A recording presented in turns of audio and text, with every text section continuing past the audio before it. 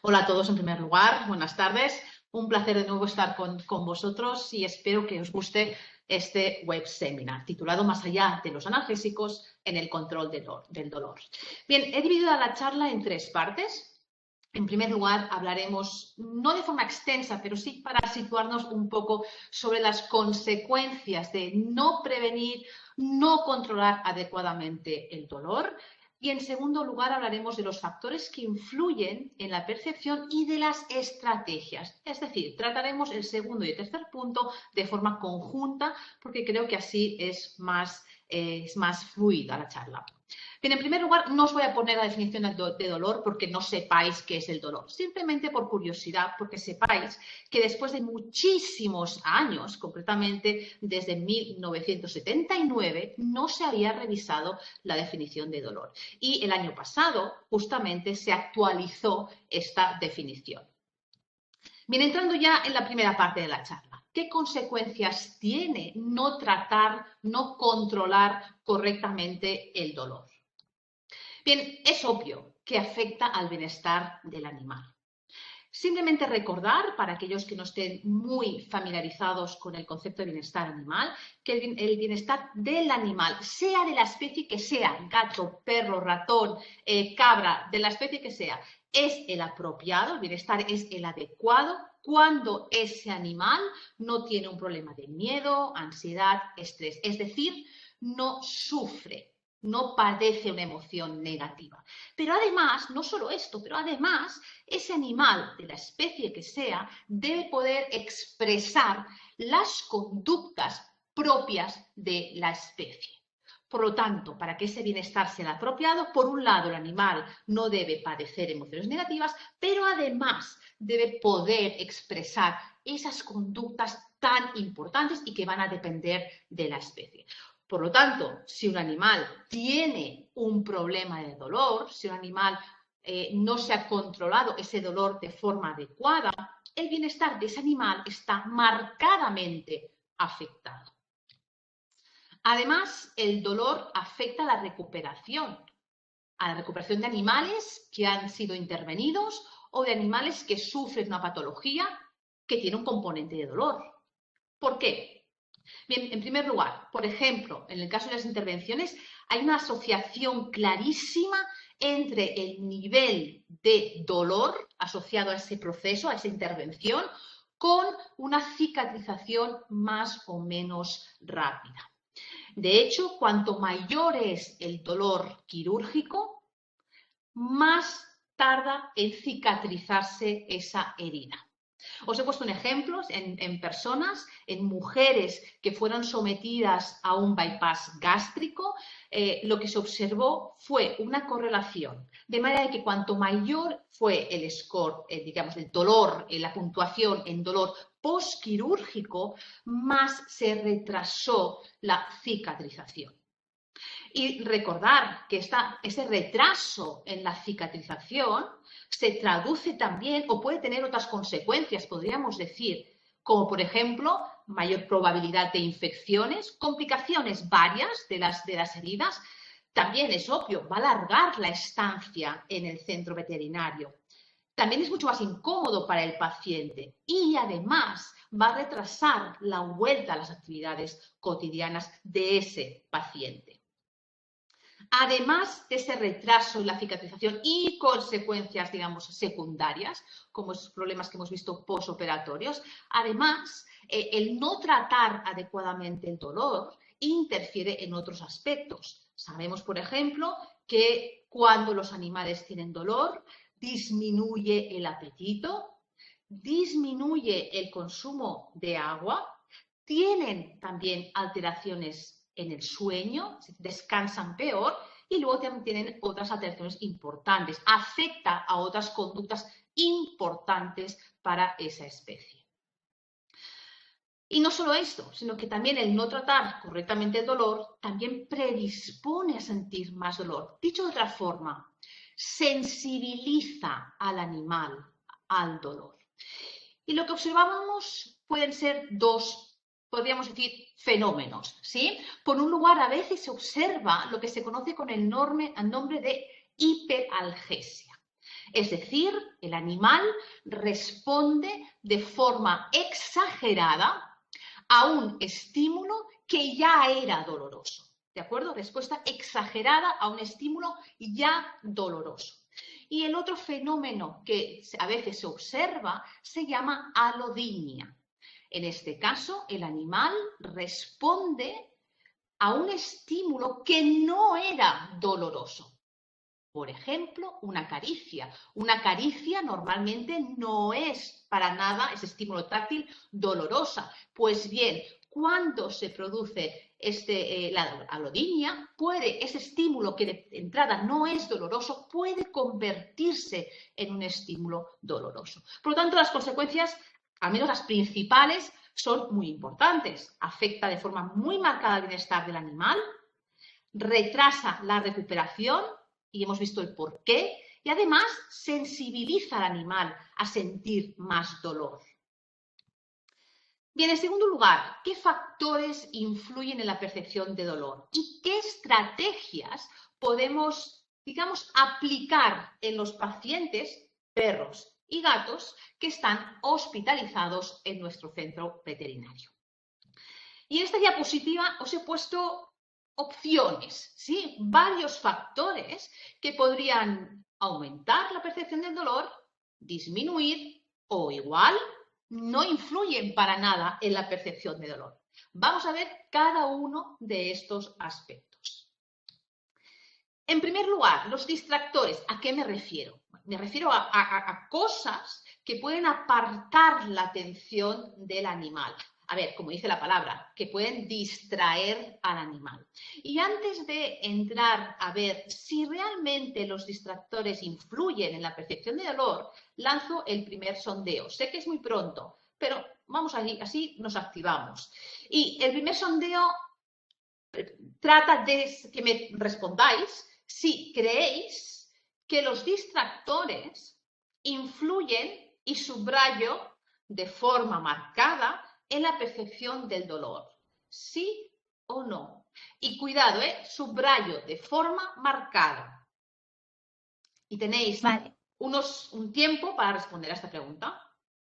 Sí, te iba a decir, perdona Marta, porque voy a aprovechar, te interrumpo y ya han empezado muchos asistentes a responder, pero bueno, para los que todavía no se han animado a hacerlo, les explico que en la misma pregunta que veis en la presentación de Marta ha aparecido, se ha abierto en un panel que se llama sondeos.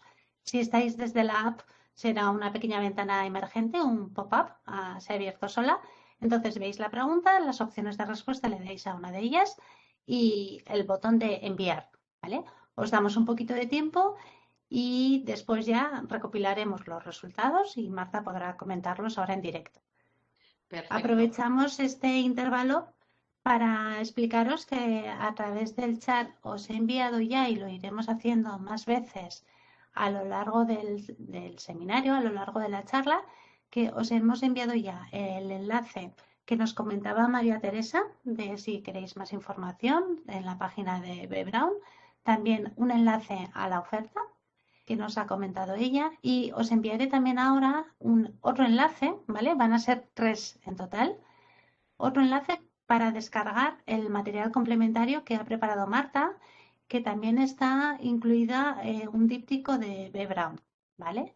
Entonces, estad atentos al panel de chat porque al final tendréis 3 enlaces.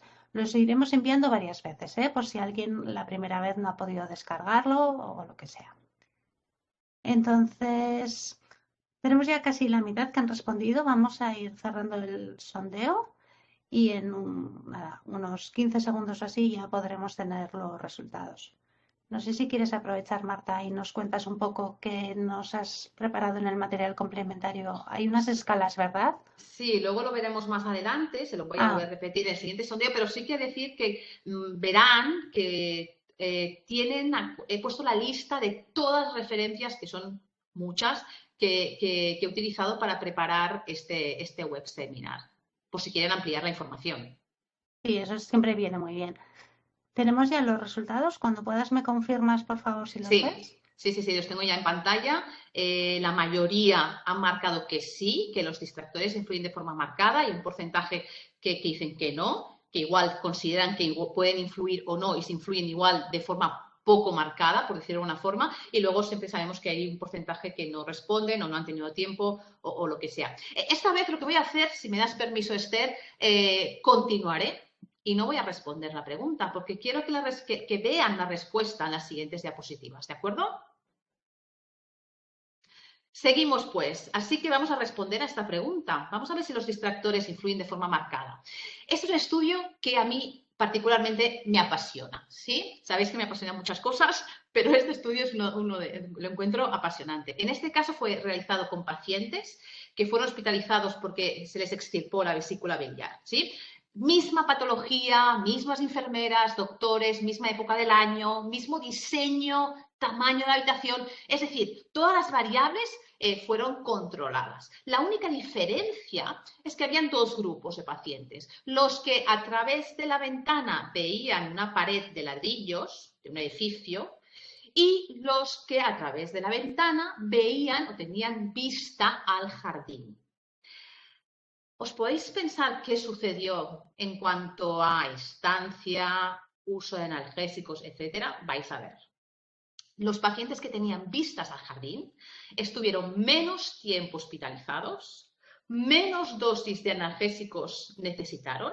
Cuando los necesitaron, eran analgésicos, podríamos decir, menos potentes, que es un paracetamol, que es una aspirina, frente a narcóticos. Y además se quejaban menos, los comentarios eran más positivos cuando hablaban de, por ejemplo, del personal de enfermería, ¿de acuerdo? Fijaros, la única diferencia era ver una pared de ladrillo a través de la ventana o ver el jardín, con lo cual un distractor visual. Este otro estudio también me gusta muchísimo. En este caso, el distractor era un juego de realidad virtual y en este caso eran niños que habían sufrido quemaduras y que requerían de cambios de apósitos, que sabéis que es algo que puede ser muy doloroso. Pues bien, habían dos grupos de niños. Un grupo que recibía analgesia y un segundo grupo que además de la analgesia estaban con ese juego virtual, ¿ok? Lo que tenían que hacer los niños era, después de que les cambiaran los apósitos, puntuar el nivel de dolor utilizando esta escala. Y lo que se observó fue que la media de puntuación de dolor en el caso del grupo que estaban con un tratamiento analgésico fue de 4,1, pero fijaros qué sucedía en el grupo que estaban con el juego. El nivel de dolor, la puntuación era muchísimo menor. Brutal, brutal.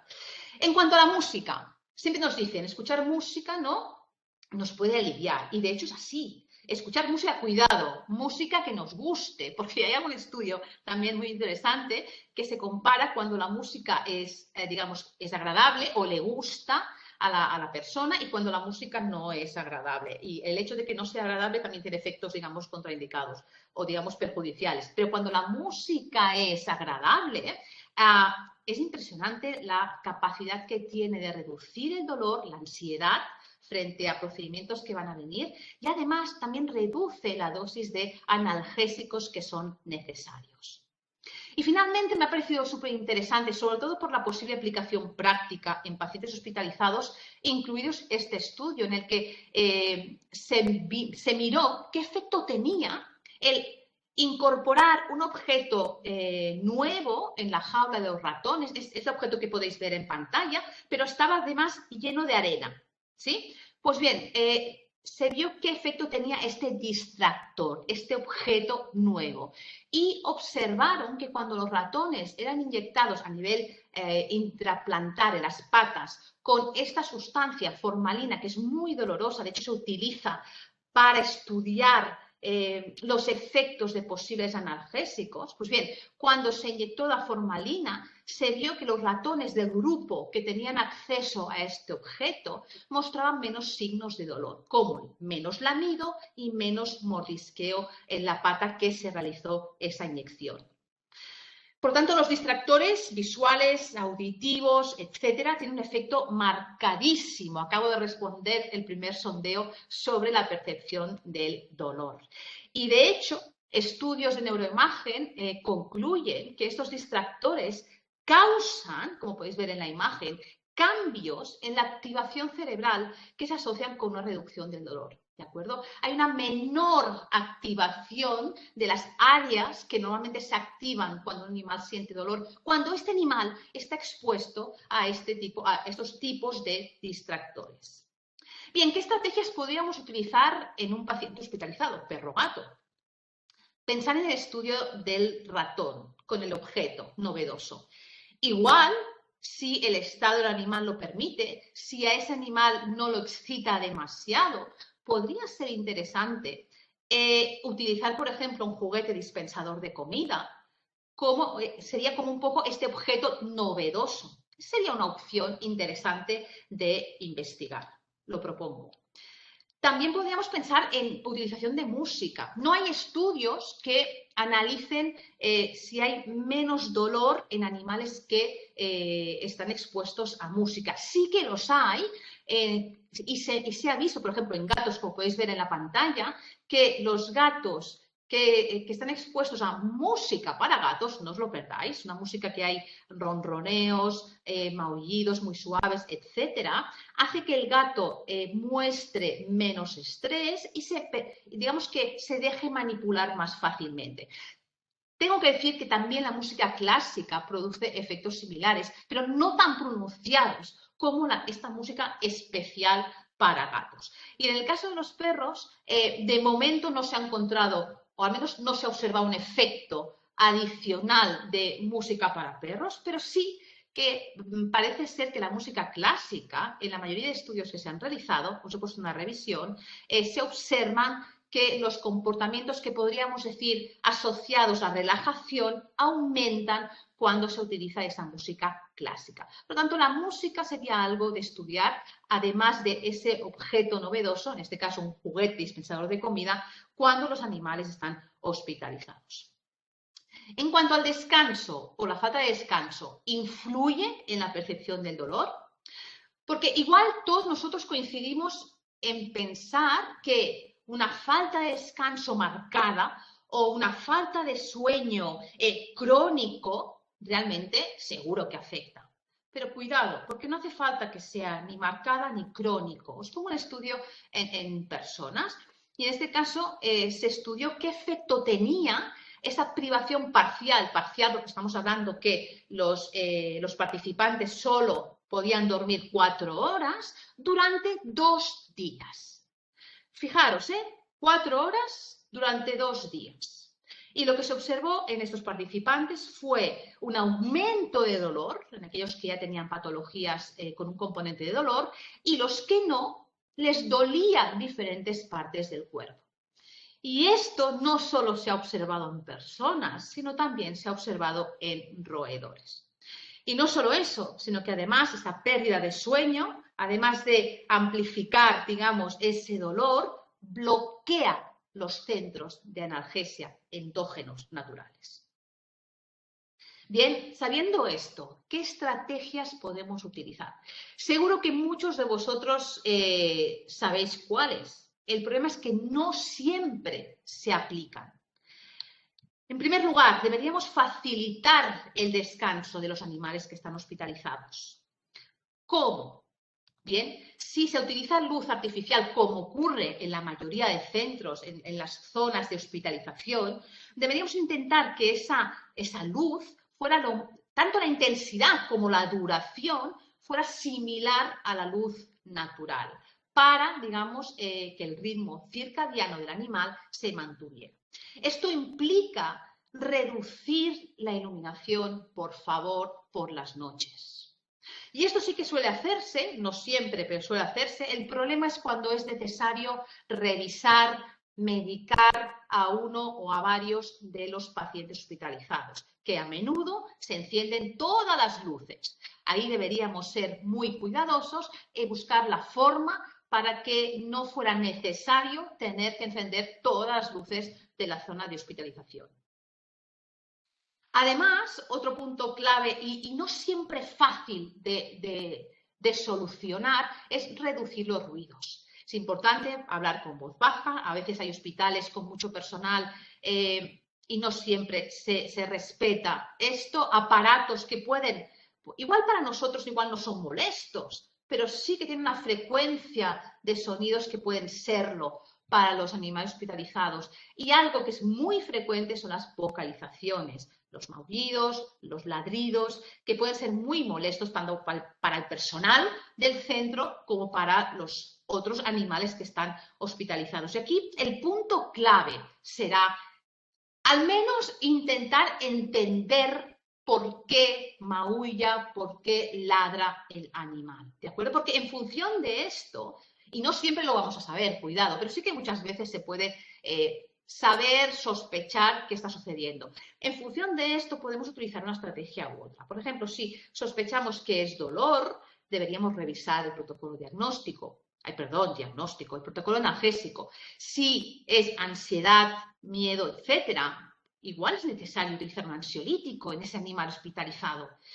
Y si es demanda de atención, pues a veces el tapar la jaula puede ser de utilidad. Estos son algunos ejemplos, pero es importante saber por qué vocaliza ese animal e intentar solucionarlo, porque si no, esto afecta directamente sobre el descanso del propio animal, del personal y de los otros animales hospitalizados. Y obviamente es súper importante que el animal esté confortable, pueda descansar. Y de hecho, se sabe que tanto perros como gatos prefieren las superficies blandas y cálidas, con lo cual jaulas de aluminio resbaladizas y frías las deberíamos evitar. A veces sí, vemos un empapador encima, pero en el momento que el perro o el gato se colocan dentro, el empapador se mueve y luego ya no sirve para nada. Con lo cual podemos utilizar algún tipo de colchoneta. Hay colchonetas que se pueden incluso, que son del tamaño para las cajas, para el caso de los gatos, con lo cual es ideal. Bien, en cuanto a las emociones, es decir, el estado afectivo, ¿afectan las emociones al dolor? Vamos a verlo. Sabemos, por ejemplo, que en personas con problemas psicológicos, como por ejemplo la depresión, muestran una mayor activación de las zonas del sistema nervioso central asociadas con dolor, cuando se comparan con personas sanas sin problemas, digamos, psicológicos. Por lo tanto, este desorden afectivo, este problema psicológico, predispone a sentir más dolor. Pero es que además sucede lo contrario, que pacientes con dolor crónico, imaginaros fibromialgia, por ejemplo, o artrosis, tienen una mayor probabilidad de padecer un problema psicológico. En este caso, tenemos, digamos, la asociación en sentido opuesto. En este caso, el dolor afecta al estado emocional. Es decir, la asociación, esta correlación es bidireccional. Las emociones negativas predisponen a sentir dolor y el dolor puede predisponer a tener emociones negativas, problemas psicológicos. ¿Por qué sucede esto? Pues bien, porque los sustratos neuronales y los mecanismos son comunes tanto en la modulación del dolor como en los estados afectivos. Súper interesante. Pero cuidado, tenemos también la situación opuesta. Cuando nos sentimos bien, cuando estamos de buen humor, esto también repercute en el dolor. Y se ha observado que se asocia a una menor intensidad, a una menor percepción del dolor. Por lo tanto, fijaros, cómo digamos que estar mal, sentirse mal, se asocia con una mayor percepción del dolor, y había también la correlación en sentido opuesto, pero sentirnos bien, estar de buen humor, tiene también un efecto, en este caso positivo, reduciendo la percepción del dolor. Pregunta, ¿y ahora qué en los animales hospitalizados? Esto parece complicado. ¿Cómo lo hacemos? Bien, en primer lugar deberíamos, de nuevo, en la medida de lo posible, disminuir, prevenir las emociones negativas. ¿Cómo? Bueno, deberíamos intentar que los animales hospitalizados no estuvieran estresados. Luego veremos una parte que nos va a ayudar a entender cómo reducir ese estrés de los animales hospitalizados. Evitar el miedo, evitar la ansiedad, en general, intentar evitar estas emociones negativas. Y un punto clave además será aumentar las emociones positivas. Y no siempre somos conscientes de esto y del impacto que tiene esta necesidad del aumento de las emociones positivas. ¿Cómo lo podemos hacer? En principio, por ejemplo, podríamos aumentar el contacto con el propietario. Y estoy segura que muchos de vosotros pensáis, ya, pero es que a veces, sí, cada vez que viene el propietario en el horario de visitas, el perro se excita y luego está 1 hora ladrando y llorando. Tenéis razón, cierto, en algunos casos, pero en muchos otros, estas visitas tienen un efecto muy positivo y son muy beneficiosas. Es decir, parte de vuestro trabajo será ver, según el perfil del perro, qué estrategias vamos a poder implementar y qué estrategias no vamos a poder implementar. Pero recordar que si igual no es lo ideal que el propietario esté mucho rato o que visite muy frecuentemente a ese perro o ese gato, igual podemos suplementar, digamos, la visita del propietario con atención por parte del personal auxiliar. Y esto va a funcionar siempre y cuando el animal esté bien socializado con personas, porque si no, ese contacto con personas sería una fuente adicional de estrés. Pero si el animal está bien socializado con personas y entendemos que la visita del propietario puede ser perjudicial, como hemos dicho antes, igual aquí las atenciones del personal auxiliar serían una opción alternativa. Recordar, tal como pongo en la diapositiva, las interacciones positivas entre, digamos, una persona y un perro, lo que hacen es aumentar la síntesis de oxitocina, llamada la hormona del amor, lo sabéis todos, ¿sí? En ambas partes, tanto en la persona como en el perro. Y sabéis, simplemente es para recordar, que esta hormona tiene, digamos que tiene una función sobre el estrés, reduce el estrés, tiene un efecto ansiolítico. Además, cuidado, incrementa el umbral del dolor, tiene un efecto directo sobre el dolor, reduciéndolo, y además promueve la cicatrización. Es la leche, ¿sí? Yo soy fan de la oxitocina, que lo sepáis. Impresionante. Pero fijaros la importancia, el contacto con una persona, si no hay un problema de socialización, si se consideran las personas como algo agradable, puede llevar a la liberación de oxitocina y el impacto que tiene la oxitocina sobre el animal en ambas partes. Bien, en cuanto al estrés, ¿cómo afecta el estrés a la percepción del dolor? Y en este caso hay dos situaciones, ¿sí? Por un lado, hay la hiperalgesia inducida por el estrés, es decir, el estrés puede causar o aumentar, mejor dicho, el dolor. ¿De acuerdo? El estrés puede aumentar el dolor. ¿Cuándo sucede esto? Sucede cuando el estrés es sobre todo crónico. Es decir, la exposición repetida o crónica a factores estresantes del tipo que sean, físicos, psíquicos, etcétera, causa, tanto en personas como en animales, esta hiperalgesia, esta respuesta exagerada al dolor. Y esto parece ser, también es un tema muy, muy interesante, que se debe, o el mecanismo que lo explica, es una activación de las células de la microglía, son células de soporte de las neuronas, concretamente células de la microglía de la médula espinal. Y esta activación de estas células de soporte lo que hace es sensibilizar, ¿de acuerdo?, al dolor. Por otro lado, sabéis perfectamente, recordar el ejemplo que siempre se utiliza de los combatientes en el campo cuando están en guerra, ¿verdad? En ocasiones el estrés produce analgesia. El estrés agudo, debido a esa liberación endógena de endorfinas, causa analgesia. Y ahora podríais pensar, ay, vale, entonces, si viene el animal, el perro o el gato al hospital, aunque se estrese un poquito, mucho, pero un poquito, pasa nada, porque encima tengo el efecto de reducción del dolor. Cuidado. ¿Por qué? Cuidado. Primero, la estancia en el hospital, la visita al centro veterinario, a menudo no es una situación o no causa estrés agudo, a menudo es crónico, ¿de acuerdo?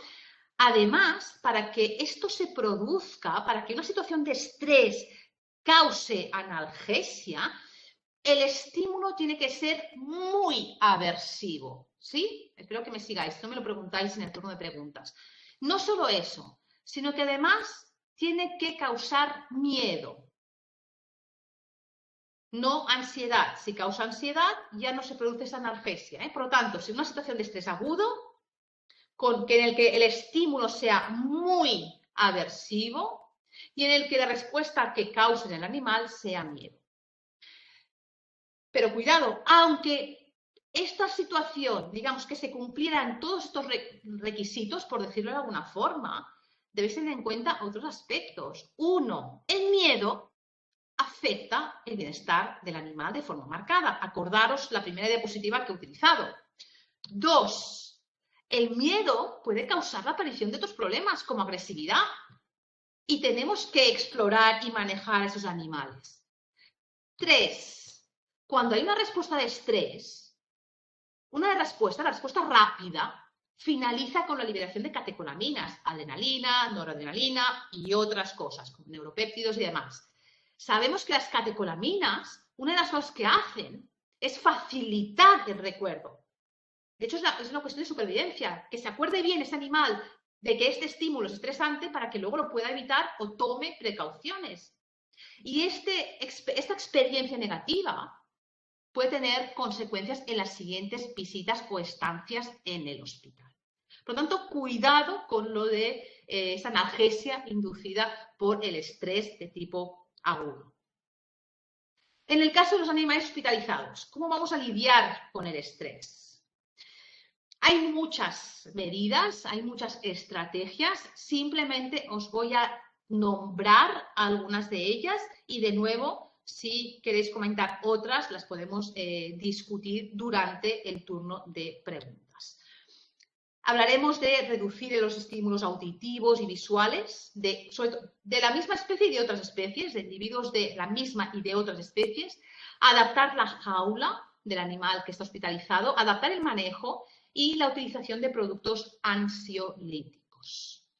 Bien, para reducir los estímulos, lo ideal sería tener dos zonas de hospitalización separadas, una para perros y otra para gatos. Esto nos permite que los gatos, por ejemplo, no tengan contacto visual con los perros y viceversa. Además, los estímulos olfativos de individuos de otras especies de esta forma se controlan muchísimo.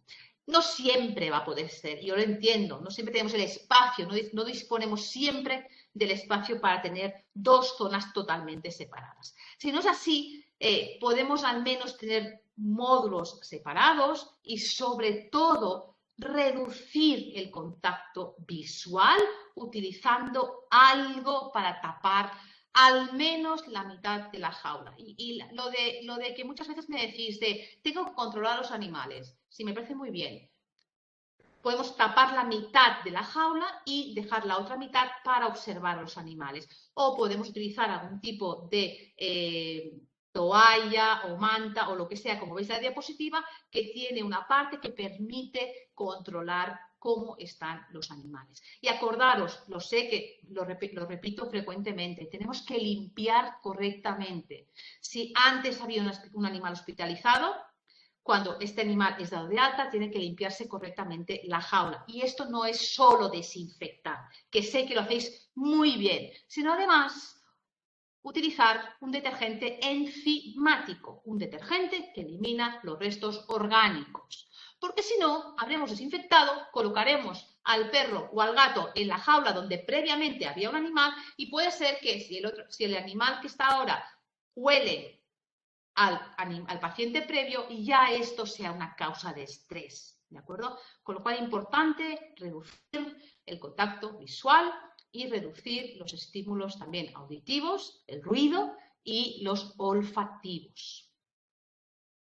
Además, las jaulas deben ser confortables. Lo que no puede ser es poner a perros grandes en jaulas que apenas pueden levantarse y darse una vuelta. Por lo tanto, es importante que el tamaño, a veces es preferible que estén fuera de las jaulas y que estén en alguna zona de la habitación, que no dentro y que no se puedan mover. Por lo tanto, el tamaño debe ser el adecuado. Además, yo diría que esto es muy poco frecuente, el que se pida al propietario que traiga un objeto que sea del animal, porque la respuesta que normalmente se da es que se va a perder. Bueno, pues intentemos que no se pierda, pero eso también tiene un efecto importante sobre la reducción del estrés. Y como decía antes, el tapar la mitad frontal, que siempre se asocian con gatos. Cuidado, a veces vemos perros que están en una esquina de la jaula temblando y que intentan esconderse. A esos perros también les favorece el tapar parte de la jaula.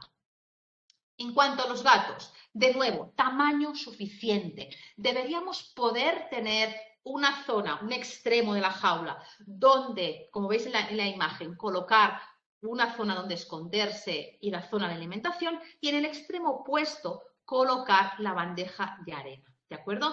Es importantísimo colocar algo donde esconderse y en la siguiente diapositiva veréis el efecto que tiene. De nuevo, tapamos la mitad frontal y la bandeja a veces la veo colocada en el lugar tapado y a menudo lo que hacen entonces los gatos es utilizar la bandeja como escondite. Entonces es preferible que la bandeja esté colocada en el lado opuesto a la zona que está tapada. Y la bandeja, por favor, que sea bajita. Recordar que muchos animales tienen dolor, recordar que muchos animales tienen colocada la vía y por lo tanto si es una bandeja alta será más difícil que pueda entrar y que la pueda utilizar.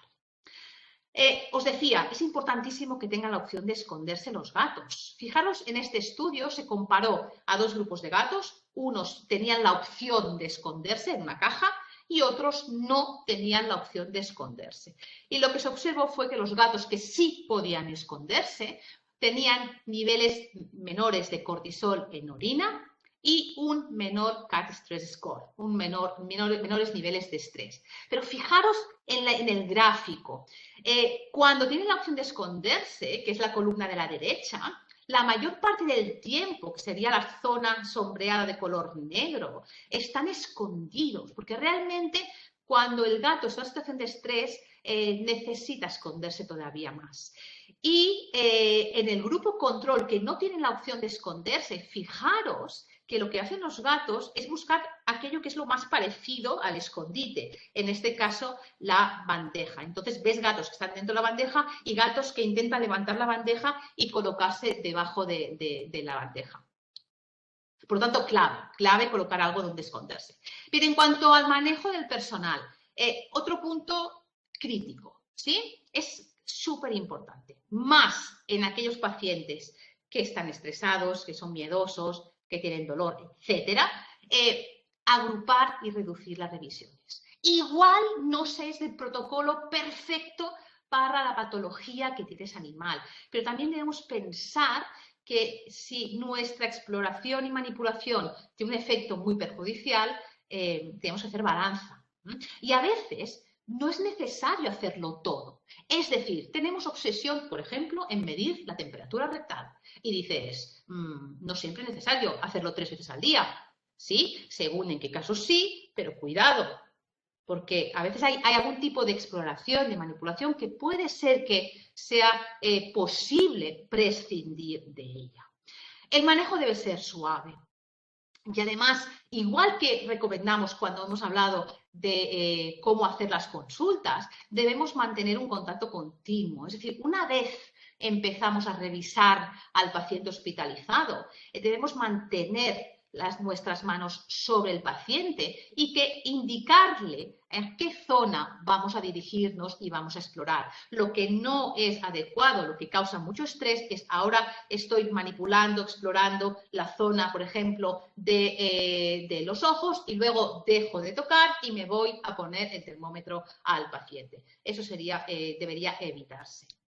Igual que dejar la exploración dolorosa para el final. Es muy obvio. Es muy obvio, pero si tenemos personal auxiliar, veterinarios que no tienen mucha experiencia, puede ser que cuando se les pida que revisen a ese animal que ha sido operado de una fractura, lo primero que vayan a hacer es revisar cómo está el lugar de la intervención. Y ese lugar puede ser que sea una zona dolorosa y luego ya no se pueda continuar con la revisión. Por lo tanto, es preferible revisar el resto del cuerpo y finalmente la zona dolorosa. Y, obviamente, aunque estén hospitalizados los pacientes, igual que hacemos durante las consultas cuando hacemos una vacunación, cuando hacemos una visita rutinaria, una visita preventiva, lo ideal sería asociar los procedimientos con premios. Si a ese animal hospitalizado tengo que cambiarle el catéter, si a ese animal hospitalizado tengo que coger una muestra de sangre, lo que sea, ¿sí? ¿Por qué no utilizar premios? A veces, según el estado de salud, puede ser, o de las pruebas pendientes, puede ser más interesante o preferible utilizar premios de pequeño tamaño y de tránsito rápido. A mí, particularmente, me gusta mucho utilizar, por ejemplo, con la jeringuilla y un premio que sea pastoso o, como veis en la fotografía de la diapositiva, utilizar premios que están congelados. Son premios, es comida muy palatable, pero está congelada, con lo cual realmente el animal ingiere muy poca cantidad. Y recordar que si utilizamos los premios a la vez que se extrae una muestra de sangre, no pasa nada, no se cambian los parámetros en ese mismo momento. Se necesita un tiempo para que se modifique la glucosa y otros parámetros, con lo cual es una opción más a tener en cuenta.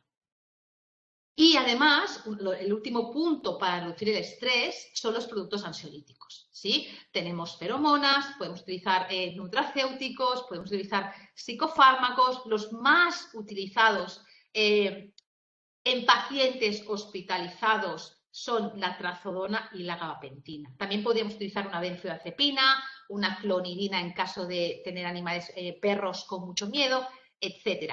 Lo que sí es clave, que no se hace la mayoría de las veces, es anotar en el historial del paciente qué hemos utilizado, qué producto o productos, porque igual hemos utilizado feromonas y además le hemos dado trazodona al perro durante los 3 días que está hospitalizado, y qué productos hemos utilizado, qué pauta de administración hemos utilizado, qué efecto hemos observado.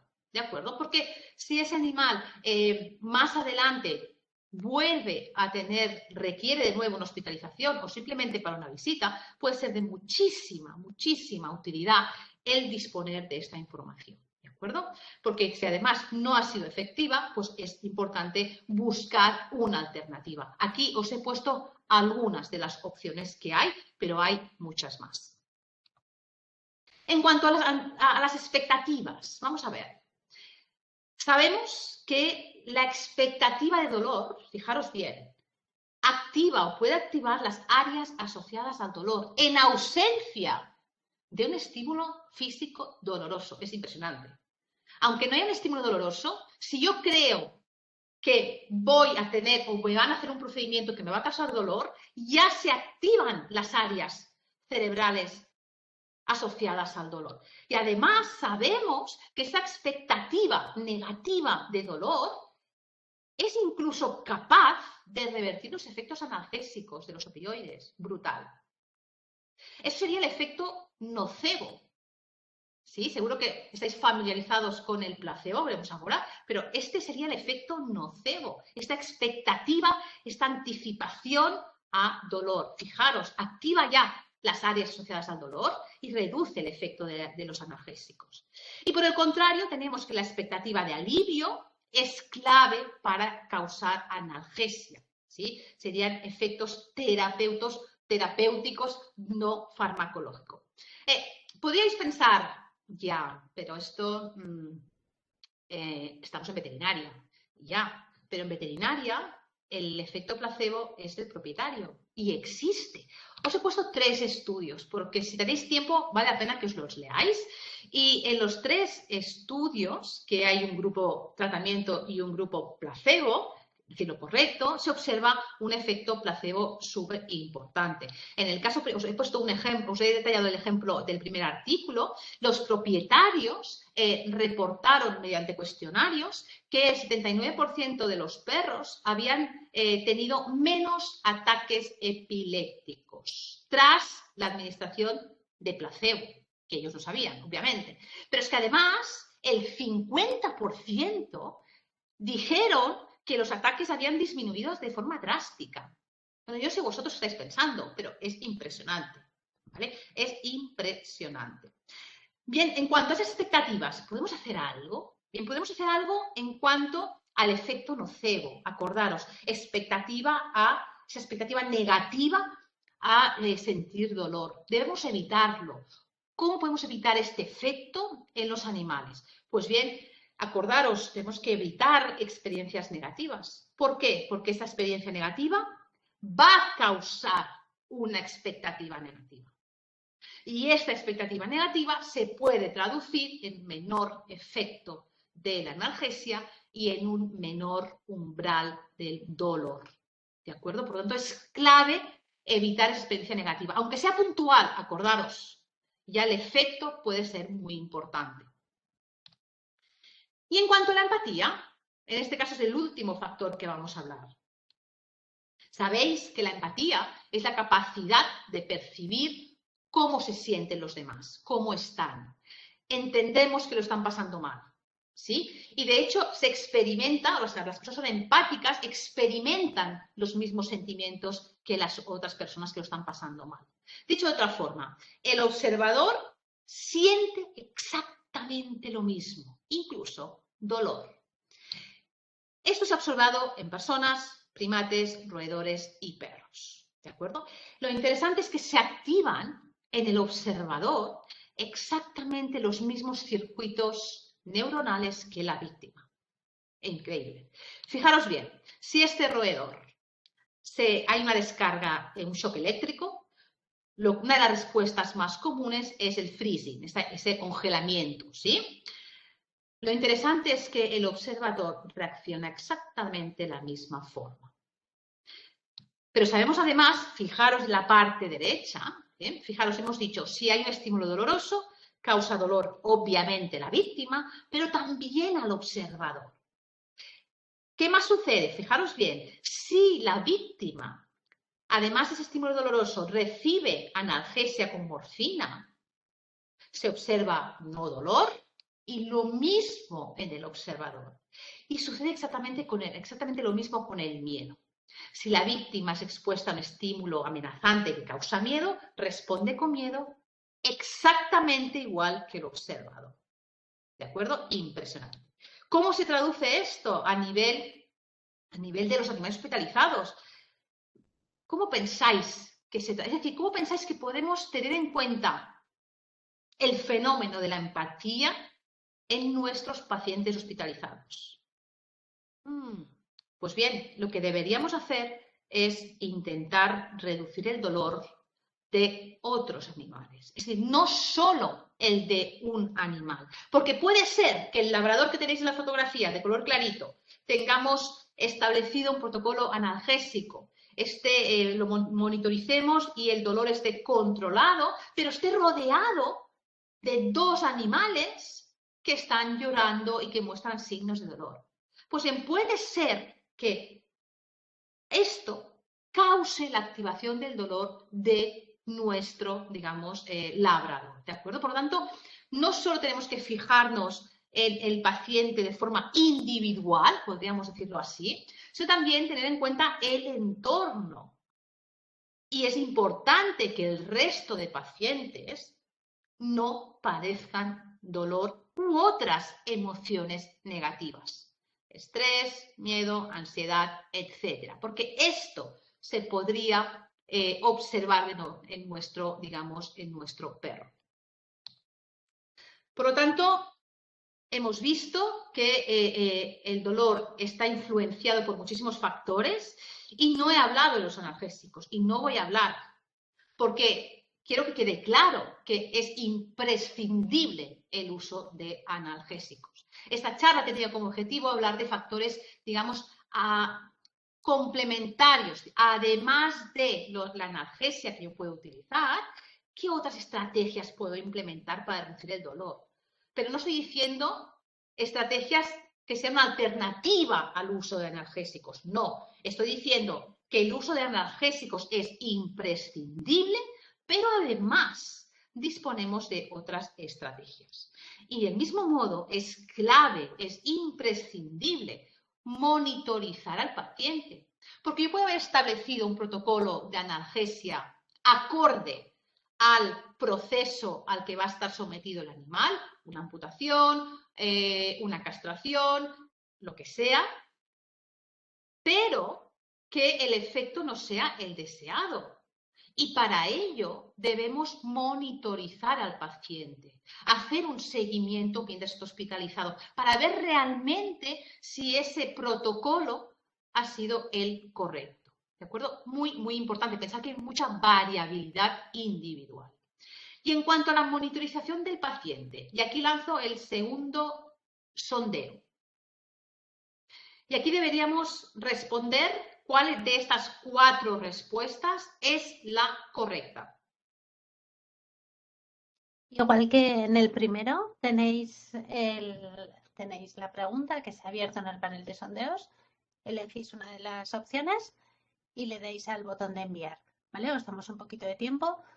Igual que antes, aprovechamos para explicaros que hemos ido enviando a través del panel de chat varias veces los enlaces, el del material complementario que ha preparado Marta, el enlace de la oferta de B-Braun y también una página de B-Braun. Si por lo que sea no podéis abrirlos o no podéis copiarlos, podéis escribirnos a la cuenta de soporte@grupoasis.com. Veremos si habéis estado conectados en directo. Esto es para el material que ha preparado Marta y si habéis estado conectados en directo os lo facilitaremos. Y el material de B-Braun, por supuesto, está disponible para todos. Lo digo para quienes nos escuchen después en la grabación.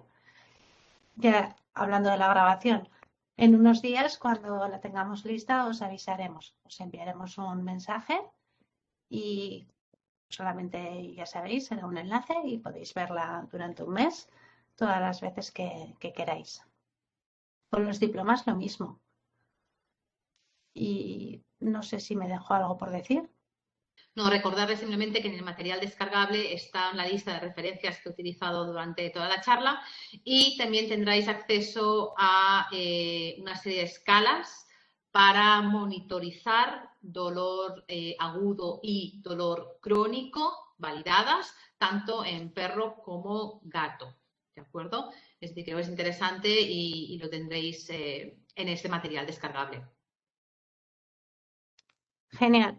Pues ahora en unos segundos tendremos ya disponibles los resultados del sondeo. También aprovecho y te cuento, Marta, que ya han ido llegando unas cuantas preguntas de los asistentes. Recordad, por favor, que debéis utilizar el panel de preguntas y respuestas y enviarlas al grupo ASIS, ¿vale? Yo me encargo de recopilarlas todas y en el turno final las iremos leyendo por orden de llegada. Tenemos ya los resultados y cuando puedas me confirmas, por favor. Los tengo resultados. La mayoría han puesto la B, es decir, que las escalas que han sido validadas son las herramientas más útiles y prácticas para monitorizar los pacientes. Tengo un trozo del sondeo que me tapa la parte de las respuestas, por eso, vale, súper bien.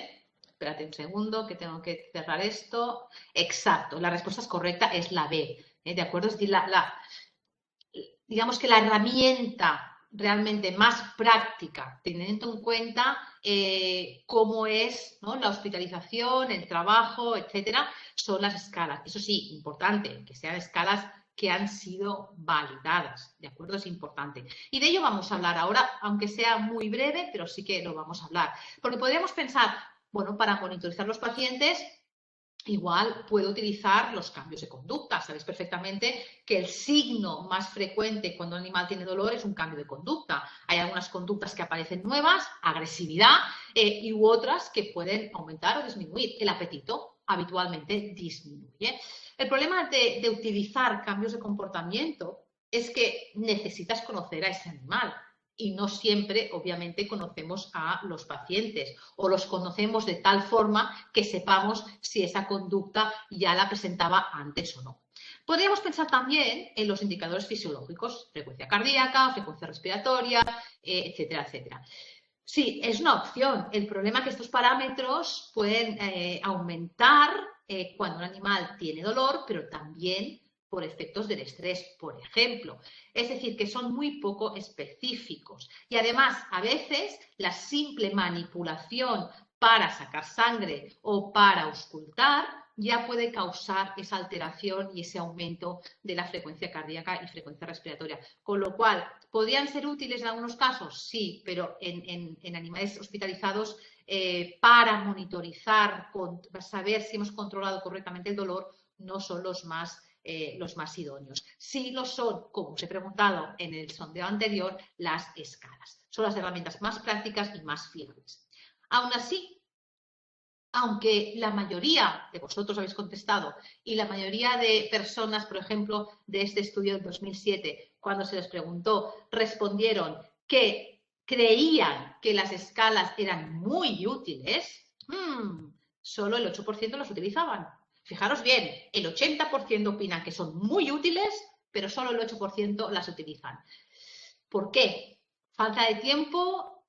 ¿Falta de conocimiento de cómo se utilizan? No lo sé, pero creo que teniendo esas herramientas debemos aprovecharlas y debemos utilizarlas, ¿de acuerdo? Como os he dicho, ahora simplemente pongo un ejemplo, pero tenéis muchas, os he puesto varias escalas en el material descargable. Aquí, por ejemplo, os he puesto unas de las que están validadas, es para el dolor agudo. Hay para perro y para gato. En este caso se tiene que rellenar estas preguntas y luego en función de la puntuación, ¿sí?, se requerirá o no la utilización de analgesia. ¿De acuerdo? Os he puesto también un ejemplo, que también las tenéis en el material descargable, de escalas para monitorizar el dolor crónico. Porque puede ser que tengamos pacientes que están en el hospital por un procedimiento, por una enfermedad, pero además tengan un problema de dolor crónico. O también podemos visitar por un problema de dolor crónico a uno de nuestros pacientes y después podremos enseñar al propietario a utilizar esas escalas. Con lo cual puede ser muy útil para saber realmente, y no ese efecto placebo del propietario, si estamos controlando de forma adecuada el dolor. Bien, y aquí simplemente para concluir, hemos visto que hay muchos factores que influyen en el dolor. Algunos aumentan la percepción del dolor, otros la disminuyen, ¿sí? Pero por suerte tenemos muchas estrategias, os he puesto algunas, no todas de las que hemos hablado, pero esas estrategias pueden aplicarse, muchas de ellas, en los pacientes, perros y gatos hospitalizados. Y sobre todo, no os olvidéis que el no controlar adecuadamente el dolor tiene unas consecuencias importantes. Afecta al bienestar, hace que la recuperación sea más lenta y sensibiliza al animal a sentir más dolor. Es decir, es importante, es imprescindible controlar de forma adecuada el dolor. Así que, si os parece, lo dejamos aquí. Espero que os haya gustado y ahora tenemos tiempo para preguntas. Muchísimas gracias, Marta. Como bien dices, vamos a comenzar ahora con el turno de preguntas y respuestas. Ya han ido llegando unas cuantas consultas de los asistentes. Vamos a ir leyéndolas por orden de llegada. Si vemos que alguna se repite, pues aprovechamos y pasamos a la siguiente. La primera dice si se puede inyectar oxitocina para relajar animales nerviosos.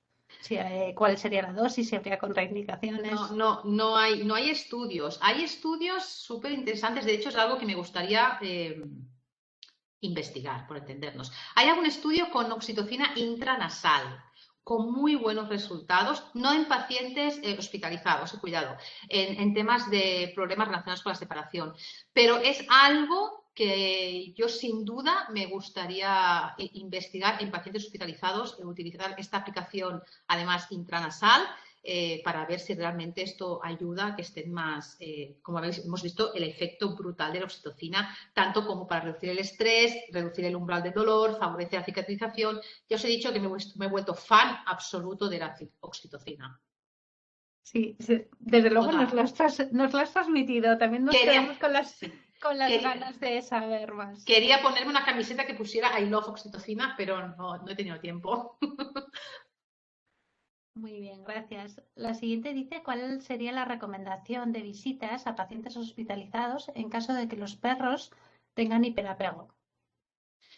Va a depender un poco primero que sea realmente hiperapego, ¿eh? Porque se utiliza mucho ese término y muy pocas veces realmente hay hiperapego, pero va a depender un poco del nivel, si es realmente como un perro muy dependiente, por decirlo así, del propietario, el nivel de dependencia y cómo reacciona cuando se va el propietario. Si no reacciona muy mal, desde mi punto de vista, cuando más esté el propietario, mejor. Y luego buscar la estrategia para que cuando se vaya no esté tan nervioso, distrayéndolo, por ejemplo, con un juguete dispensador de comida o con un cepillado si le gusta. De alguna forma, el intentar que ese momento pase lo más desapercibido posible. Pero es que dependerá mucho del perfil del perro. Y cuidado, del perfil del propietario también. Aquí es complicado. No te puedo dar una receta porque me equivocaría. Es decir, tienes que personalizarlo en función del perro, del animal. Me sabe mal. La siguiente habla de las endorfinas, te la voy a leer, pero creo que luego quizás se ha hecho cuando todavía estabas al principio de la explicación. Entonces puede que luego hayas añadido más información por si quieres comentar algo más. Dice que las endorfinas también pueden indicar un mayor estrés, no una mayor analgesia, ¿no? Que sino que se lo Pues, digan a las mujeres que tienen parto natural. es cierto, sí, sí, sí, sí, es cierto. Pensar que hay parte de esos mecanismos son comunes en varias situaciones. Por eso es importante no solo fijarnos en algo puntual, sino que analizar todo en global. Pero sí es cierto, pero sí que es cierto que sabemos que el mecanismo endógeno, uno de los mecanismos endógenos para controlar el dolor es la liberación de estas endorfinas. Es así, es así. ¿Te gusta más el uso de la razodona o el Ansitane? Depende. En general me inclino más, depende del nivel, de nuevo, es que depende del perfil. No puedo generalizar. Si hay niveles de estrés muy elevados, si tengo un paciente que requiere que esté lo más calmado posible porque ha sido operado de una fractura, me inclino por trazodona sin duda, porque es mucho más potente. No podemos comparar el efecto de un psicofármaco con el efecto de un nutracéutico. ¿Vale? Es decir, la eficacia o la potencia es mucho más elevada de un psicofármaco en general, psicofármacos mucho más potentes que nutracéuticos. Eso no significa que en algún caso pueda ser interesante el uso de Axitane. También es cierto que el Axitane suele requerir varios días para hacer efecto. Muy bien. La siguiente pregunta no sé si la he entendido bien. Entonces, si por favor, Sara, si la leo y no está claro y puedes puntualizar algo más, nos vuelves a escribir, ¿vale? Por favor, a Grupo Asís. Dice de cuando hablas de o estabas hablando de las expectativas positivas, si el placebo sería si el propietario, no, perdón, el placebo hacia el propietario, ¿te refieres a que el propietario tenga un trato amable con el animal? No, perdón porque igual yo no me he explicado bien, eso también puede ser. No, cuando digo que el efecto placebo es del propietario, es el hecho de que el propietario en el momento que tú das un tratamiento, sea lo que sea, aunque sea un placebo, ¿sí? Muchos de ellos ven mejoras en el animal, aunque estés dando azúcar, para entendernos. Eso es el efecto placebo, ¿vale? Porque por el hecho de dar algo, ya creen que es el tratamiento y ya esperan que haya una mejora y observan esta mejora muy a menudo. ¿Vale? Eso sería el efecto. Digamos que el efecto placebo es el propietario, que observa mejora en el animal, aunque no esté tomando un fármaco y esté tomando un placebo. No sé si habré respondido a Sara. Sí, yo creo que sí. Había otra pregunta muy similar, entonces yo creo que ya está contestada. Si no, cualquiera de las dos, por favor, nos escribís de nuevo.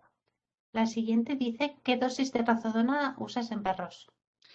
En perros también es muy variable, de nuevo, en función de qué paciente tengo en el hospital. Tengo un paciente que es cardíaco, tengo un paciente que está sano, simplemente viene para una cirugía rutinaria, pero es muy nervioso y me conviene que esté más tranquilo.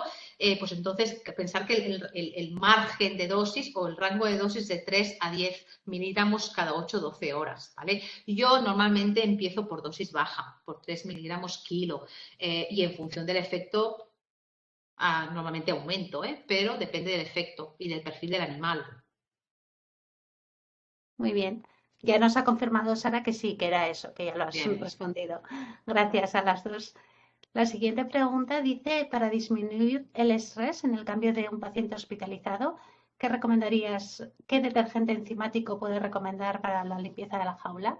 Hay varios, hay productos de veterinaria que son a la vez desinfectantes, que son bactericidas, virucidas, fungicidas, todos los cidas del mundo y enzimáticos. Lo digo porque os fijéis en la composición, porque lo pone en la composición, y si no, podéis preguntar en vuestro distribuidor que os trae el producto. Si no, por ejemplo, cuando vais a un supermercado, los productos de la ropa que son para la ropa, para eliminar manchas, el oxi, no sé qué, y estos son enzimáticos y podéis utilizar estos. Con lo cual podéis tener dos, ¿no? Uno que ponga el frasco 1, que es el enzimático, eliminamos restos orgánicos, 2, desinfectamos. O bien utilizar un producto de veterinaria que contenga todo, que desinfecte y que limpie correctamente. El siguiente es solo un comentario que dice que una charla muy enriquecedora. Gracias. Gracias. Y la siguiente dice si tienes experiencia con el uso de péptidos Marinot para tratar la ansiedad como el Gabolisat. Cero. Lo siento porque no tengo experiencia. Me sabe mal. Pasamos a la siguiente. ¿Qué opinión tienes de la valoración del dolor en animales anestesiados mediante la monitorización del tono parasimpático con monitores tipo PTA? No soy experta, como sabéis, no tengo que explicar, no soy experta en este sentido, con lo cual no te puedo responder. Lo que sí que te puedo responder es que de una forma u otra se tiene que monitorizar el dolor antes, durante y después. Por lo tanto, es clave, pero no te puedo decir si esta forma de hacerlo es correcta, fiable, suficientemente correcta, no lo sé. Esto deberíais preguntárselo sobre todo a algún especialista en dolor, más que yo, o sobre todo especialistas en anestesia. Sí. La siguiente dice que ha utilizado la trazodona, pero que siempre tiene problemas con la dosis. Y ya lo has comentado, pero ¿qué dosis recomiendas como ansiolítico? Yo empiezo, como te decía, bajo. Empiezo 3, 4 miligramos kilo, ¿vale? Y a veces, si veo que no es suficiente, aumento o añado un segundo fármaco. Depende, es que depende. Pero yo soy partidaria siempre de utilizar con dosis baja, ¿no? Antes, alguna vez había escuchado a algún especialista que decía, yo empiezo con dosis alta, que sí seguro que consigo, ¿no? Que esté más tranquilo. Pero creo que, claro, los efectos secundarios o con posibles contraindicaciones pues también aumentan muchísimo. Con lo cual yo siempre empiezo por 3-4 miligramos kilo y en función del resultado modifico la dosis.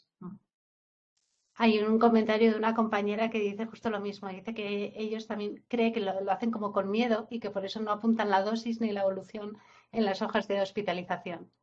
Sí, sí, y pensar que es una tontería, pero esto nos ayudaría muchísimo a las siguientes visitas, hospitalizaciones y demás. Es decir, estos detalles de cómo reacciona el perro hospitalizado a las diferentes revisiones, cuando está hospitalizado, cuanto más detalles se pudieran apuntar, mejor. Si el veterinario por falta de tiempo no puede, yo creo que es importante formar bien al personal auxiliar y que se puedan encargar ellos de anotar estos detalles, porque pueden ser detalles, pero tienen un impacto muy, muy importante en futuras visitas.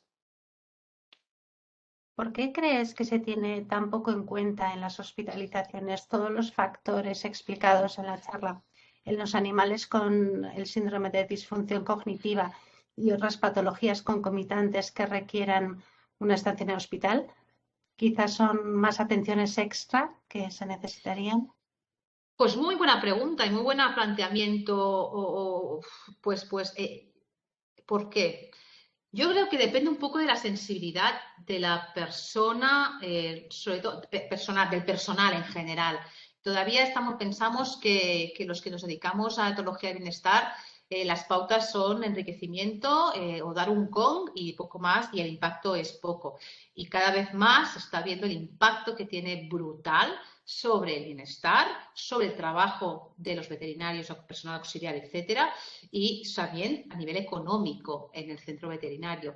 Y es imprescindible tener claro la importancia del bienestar y de los animales hospitalizados. ¿Por qué no se tapa una jaula? ¿Por qué no se tiene en cuenta lo de la luz? ¿Por qué no se coloca algo encima de la mesa de exploración? Me gustaría mucho saberlo, me gustaría hacer una encuesta y preguntar por qué no lo hacen. Yo creo que porque creen que no tiene tanto impacto como realmente tiene. Poco a poco, creo que vamos a ir consiguiendo que se vayan modificando estas cosas, pero para mí tiene igual de importancia colocar bien un vendaje o administrar bien un tratamiento que tener en cuenta estos factores que pueden causar estrés, aumentar el dolor, etcétera, etcétera. Con lo cual deberíamos tenerlo en cuenta. Muy bien. La siguiente dice que muchas gracias por la charla, que si has usado la escala del dolor en gatos de la Universidad de Montreal y la aplicación que tiene para tablets, que evalúa el dolor a través de inteligencia artificial midiendo microexpresiones faciales. Sí, no tengo mucha experiencia, ¿eh? Sé cuál es y la he utilizado, pero no tengo mucha experiencia. Soy más, he utilizado más la de Colorado, la de Glasgow, que son la de, por ejemplo, la de Glasgow también utiliza en el gato expresiones faciales. Eh, es todo un mundo de las expresiones faciales. De hecho, hay estudios en varias especies, en vacas, en cerdos, están haciendo cómo a través de la expresión facial podemos intuir el nivel de dolor. El problema que se ha visto, que no he tenido tiempo porque tenía un tiempo limitado, es que hay un estudio realizado hace nada, del 2020, si no recuerdo mal, o 21, que nos dice que se ha visto que esas escalas de expresión facial, que, digamos, que incluyen la expresión facial de los gatos, tenemos que interpretarlas con cautela porque se ha visto que determinadas razas como las brachiocéfalas habrían diferencias importantes. Es decir, que se utilizan, tienen que interpretarse de forma cautelosa por esas diferencias entre razas, sobre todo razas brachiocefálicas y no brachiocefálicas. La siguiente, volviendo al tema del efecto placebo, dice, ¿cómo puede influir el efecto placebo del propietario sobre los signos clínicos? Es decir, los propietarios, vale, observan mejorías, pero ¿realmente hay mejoría clínica? No la hay. Es decir, es que no la hay. El problema es que por eso es clave el darles una herramienta al propietario, buenísima pregunta, por cierto, darles una herramienta al propietario para que puedan anotar, por ejemplo, los ataques epilépticos o lo que sea, si sube más fácilmente o menos al sofá. Porque si no les damos las herramientas y nos dicen lo que ellos creen, ahí es cuando esa percepción puede no ser válida, ¿vale? Entonces es clave. Primero que cuando se hace un estudio se incluya grupo placebo y después que cuando nosotros utilizamos o digamos que administramos un tratamiento, demos las herramientas al propietario correctas para que realmente él, si debe hacer un seguimiento, este seguimiento sea válido, sea correcto. Porque si no, sabemos que el efecto placebo en el propietario es muy, muy importante.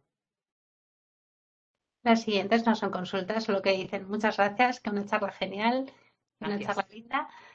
Y la siguiente consulta dice, las escalas de Helsinki para valorar el dolor, ¿se las darías en papel al propietario para rellenarlo o lo vas rellenando tú con las preguntas que le haces en la visita? Lo ideal es que lo hiciera el propietario. El problema que tenemos con Helsinki, que yo lo utilizo muchísimo, es que está en inglés, ¿de acuerdo? Y si queremos utilizarla en español, antes tiene que validar, ¿vale? Entonces, si el propietario entiende el inglés, no hay problema. Y si no, una opción igual es que sea el veterinario el que le lanza la encuesta, ¿no? Periódicamente y le pregunta cómo está. Sería una opción alternativa cuando, por ejemplo, el propietario no entiende correctamente el inglés. Pues sería pero las dos formas podrían ser válidas. Para gatos peleones, entre comillas, ¿prefieres la trazodona o la gabapentina? ¿O cuál crees que da mejor resultado?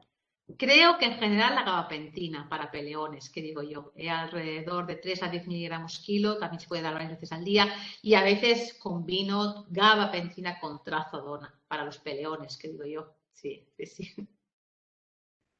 El siguiente comentario dice que gracias por hacer hincapié en la importancia del registro de los actos clínicos, especialmente los tratamientos y las dosis.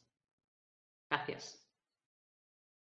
Y de momento, la última que nos ha llegado dice si hay que operar a un animal, ¿con cuánto tiempo de antelación podemos dar la trazodona? La podríamos dar, por ejemplo, pues si viene, tiene que ingresar a las 8 de la mañana o a las 9, se la podemos dar 2 horas antes del ingreso, por ejemplo.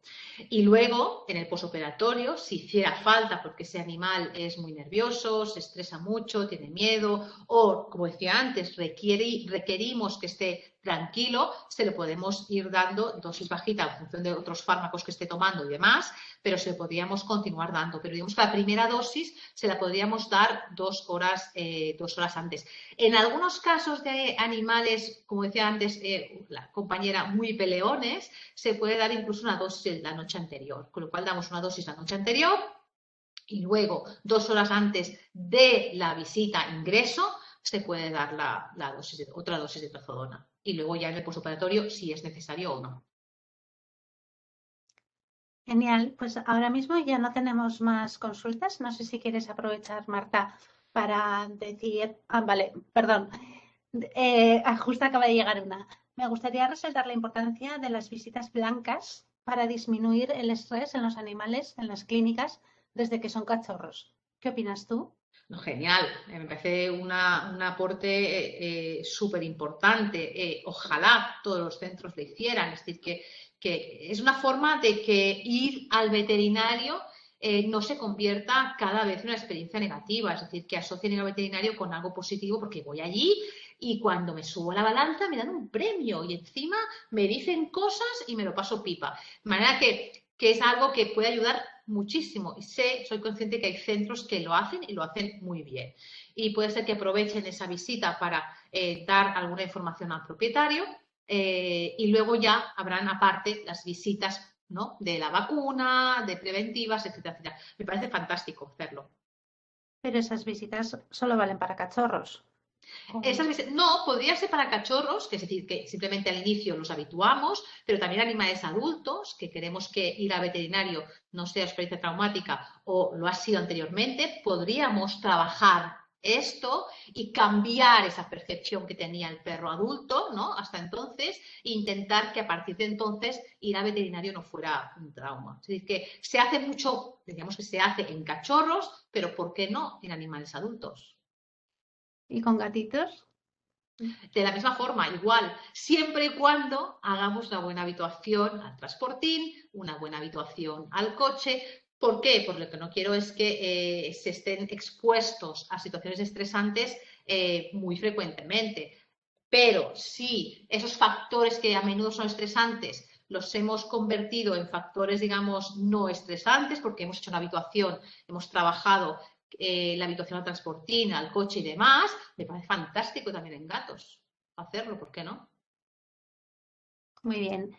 Pues aprovechando que nos quedan todavía unos minutos, no sé si quieres añadir algo más, Marta, o volvemos a invitar a María Teresa para ir concluyendo el seminario. No, simplemente yo despedirme de los asistentes, espero que les haya gustado, que hayan obtenido ideas para aplicar hoy mismo en su centro veterinario. Sé que muchos ya hacéis muchas de las cosas que he dicho, pero espero que haya servido, que haya sido de utilidad y hasta pronto. Perdón, María Teresa, cuando puedas nos avisas y estás lista. Y mientras, justo acaba de llegar una pregunta, perdón, que aprovecho ahora. Dices si recomiendas algún protocolo ansiolítico en gatos que se estresan mucho durante la visita veterinaria y se ponen agresivos para dar desde casa. Sí, de entrada probaría la gabapentina. Depende de la edad del gato, depende si tiene patologías previas, pero si no, podemos probar 50 miligramos por gato 2 horas antes. Se pueden dar 100. Depende del nivel de estrés, ¿sí? Depende del gato. ¿Es un animal de 13 años o tiene 2 años? En función de todo esto, damos una dosis 2 horas antes o incluso, como decía antes, el día anterior podemos ya empezar con otra dosis. Yo empezaría con gabapentina y si no es suficiente añadiría la trazodona. Muy bien, pues siento haberte mareado, María Teresa. Te invitamos nuevamente a unirte. Sí. ¿Me veis ya? Sí. Sí. Vale. Bueno, pues nada, muchas gracias a Marta por esta fantástica charla y a ti, Esther y Irene, por toda la organización. Y nada más que decir, simplemente aquí en pantalla estáis viendo de nuevo el QR con el que podéis acceder, como hemos dicho al principio, a esta oferta especial para los inscritos. Y por mi parte ya está. Muchas gracias a todos los asistentes y a vosotras. De nuevo, gracias a todos y gracias obviamente a B. Braun por su patrocinio. Muchísimas gracias.